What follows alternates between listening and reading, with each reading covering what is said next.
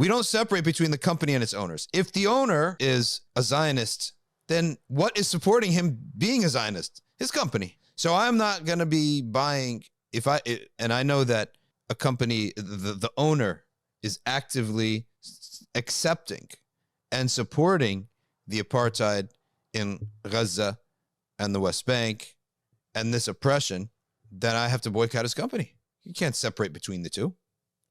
How is he so successful? And does the boycott matter? Yeah, it does matter. I'll tell you what it matters, because it's a micro decision that Allah's watching. That's how I view it. I don't view it as, oh, this is going to hurt his business. Probably not. I view it that if I'm on Amazon and I'm selecting coffee beans to order to my house, I can order from Starbucks, and I can order from, I mean, nobody buys Starbucks from Amazon, but just as a hypothetical, I can order Starbucks. Or I'm ordering a French press. I can order it from Starbucks. I can order it from some random company. That is a micro decision in our lives, right? The way to avoid catastrophes is to avoid micro losses, small losses. If you avoid 20 micro losses a day, that 20 times 365 times 300 is 6,000 losses. 6,000 losses, 6,000 little bad things is going to bring you a problem, some way, shape, and form. All right, Hamza, take it away. Tell us what we should think about, what's his name? Schultz? Charles Schultz, whatever his name is. Howard Schultz. Yeah. What should we think about Howard Schultz, and are we boycotting Starbucks? Yeah, so Howard Schultz is an interesting figure because he's a very avid supporter of Zionism, of Zionist causes, all of this sort of stuff. Mm-hmm. And in the past, Starbucks has been targeted as part of like the BDS movement. But Starbucks actually released a statement in the past, and they said that, we don't support the occupation in any way. Our company doesn't support these things, all of that. And even the BDS movement, the boycott, divestment, sanctions movement, they even said that Starbucks is not one of kind of the objects of our boycott. And what the BDS movement said was, we are a targeted boycott. So we target companies that we know can successfully kind of be affected by these boycotts. So they normally target not super big companies, because if you want to target like McDonald's is in a sense kind of too big to fail. It's one of the biggest corporations in the world. But if you target a company like SodaStream was operating in illegal West Bank settlements. There was a campaign of boycotts against them, and then SodaStream actually moved out of the settlements. So that was kind of like a win for the BDS movement in a sense. But recently what Starbucks did is their workers' union released a statement basically saying that we stand with the Palestinian people, we stand in solidarity with Palestine, all this sort of stuff. And then following that, Starbucks, the workers' union actually ended up taking down the tweet. And Starbucks actually sued the union, and they said that you were hurting our image, all of this sort of stuff.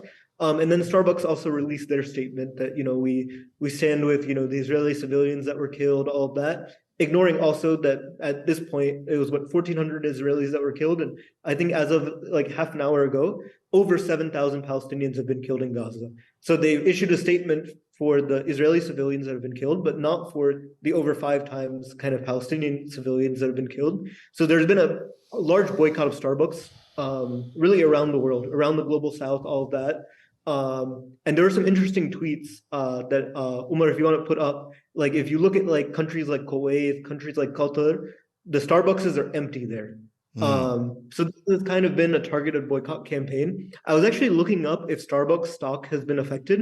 I found one article that says the stock has been affected. And then I saw another kind of article that says Starbucks stock is going down, but it didn't mention that it's because of this kind of boycott.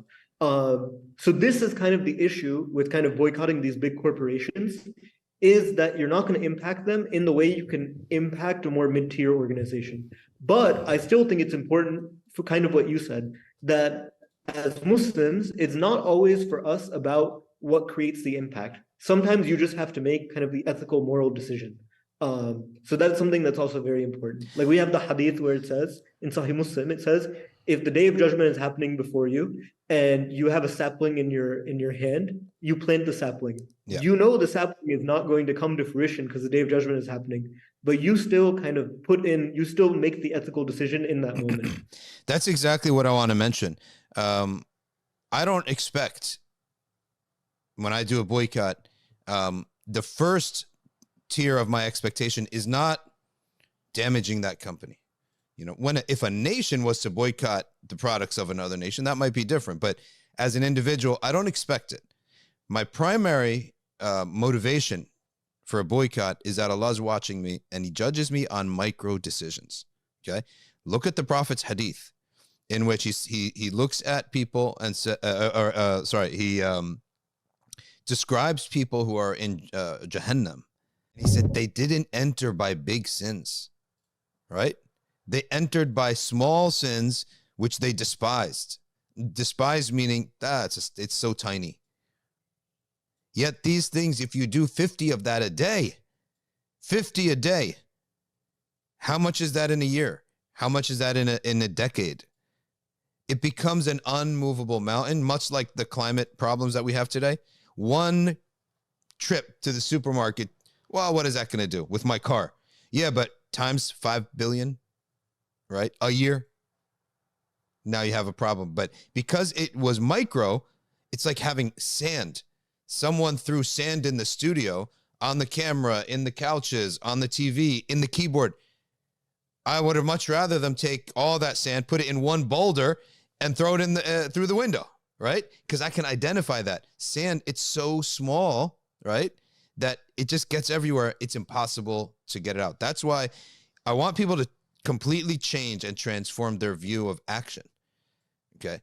Results are always results of micro deeds, very small. What does Allah tell us in the chapter of the Quran that is small, that every child memorizes? Mithqala dharra, the little atom's weight of a deed, you're going to see it. Okay. Why?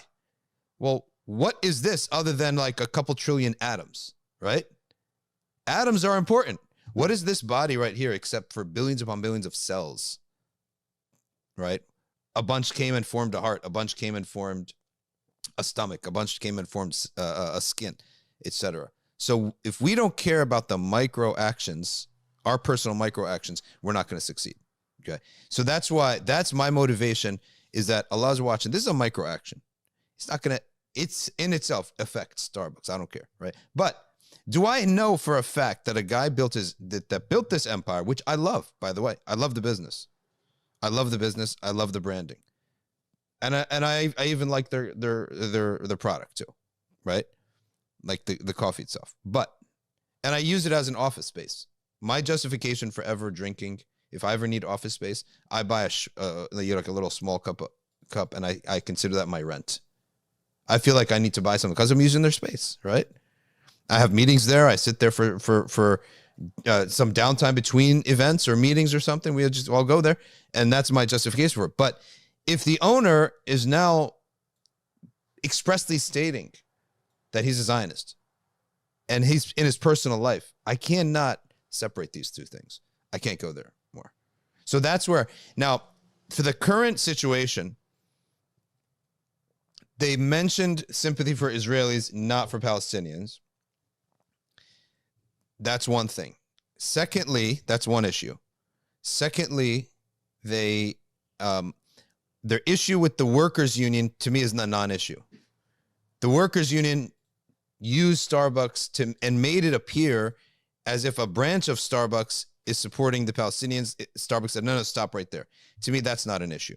I'll tell you what the biggest issue is: Howard Schultz in his personal life, right? Is he personally, and pull up that Arab News article and I'll read it to you guys. He personally, in his personal life, has been involved, has received awards, has a very cozy relationship to IDF-related organizations. All right, Hamza, what do you have before I pull this article up? It's an old article. Very old, but doesn't matter. Yeah. Yeah. What do you know about Howard Schultz in his personal life? He donates to Zionist causes. He's an avid Zionist in himself, all of that. I know that Starbucks itself, they always say that they don't support. It doesn't make a difference. The owner is the one who's the beneficiary, right? Like if I discovered that Phil Knight all of a sudden is donating money to, I don't know, some racist cause, I'm not going to buy his product. I don't care if Nike itself says, no, we don't do this.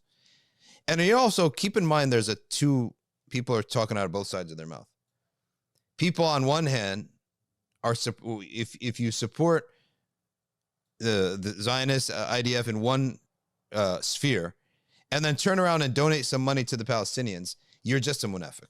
Okay? And that's why Sheikh Mujir al-Khatib recently said, if you make dua for Ahl Gaza, okay, and you stop there, all right, your dua is incomplete. You must make dua against the people killing Ahl Gaza. You have to make dua against the oppressor. May Allah stop them. At the very least, may Allah guide them and stop them. Right? If you're a soft-hearted person and you say, well, I don't want to be so rough. Okay, may Allah guide them and stop them from oppression.